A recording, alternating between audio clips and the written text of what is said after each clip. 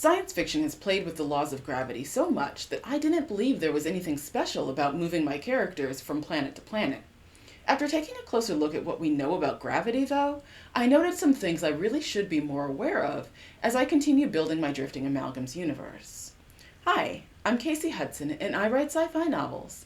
When building a world full of people who evolved in diverse gravities, there's a lot more to consider than just walking versus floating. Here's what I think about when my characters need to travel from space to place.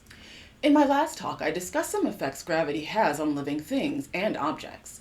I'll share some of that here as context for my world building technique.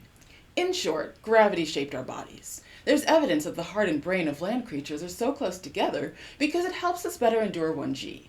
And not just that, when we leave Earth's gravity, a whole host of issues arise because we've evolved to thrive in the gravitational environment we were born in. That means that science fiction body shapes and biologies don't need to be humanoid. In fact, there's some scientific conjecture that bipedalism would be tenuous in lower gravities. Quadrupedalism or even hexapedalism may be more advantageous. Similarly, being in low-gravity environments, even for a relatively brief time, can affect life systems. For beings living and moving around planets that have different gravities, I like to keep a few things in mind as I build a species. What is movement like in different gravities? Here, I'm asking if people are slow, fast, labored, or free. Think moving in water versus moving in air. Are there gravities in which the species become disoriented? And how do they compensate? Plants, for instance, use gravity to know which way is down, meaning where are nutrients coming from. In lower gravity, plants lean more strongly on other sensory cues, like light, to know what direction to grow in. Does a different gravity cause balance problems? Humans commonly have balance issues in low G because the environment affects the way the vestibular system works, so it's good to think about whether my species have any characteristics, like agility, that are especially dependent upon balance. How do individuals act in environments they're not accustomed to? For instance, do they accidentally tap people's shoulders too hard or too lightly because they no longer understand their own strength?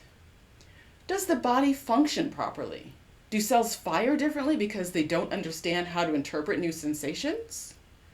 What body systems have the species adopted for their gravity? For instance, do they have or even need bones?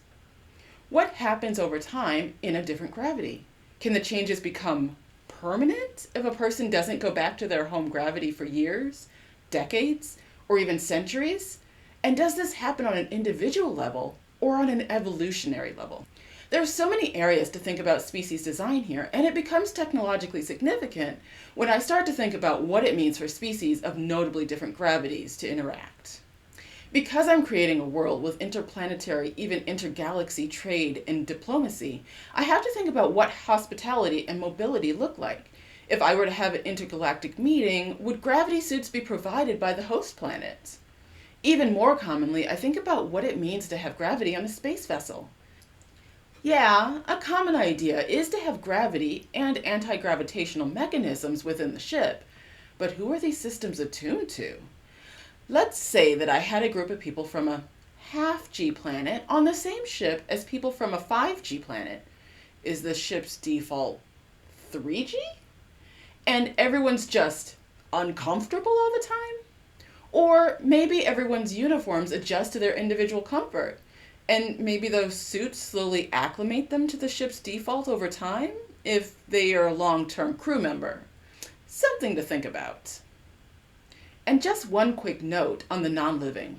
What objects, especially vessels, are being impacted by gravity, and how are they shielded or adapted when they leave the gravity they were built in? So much narrative material to work with. I gotta say, I love gravity. It's a more interesting literary device than I ever would have thought. Until next time, keep creating.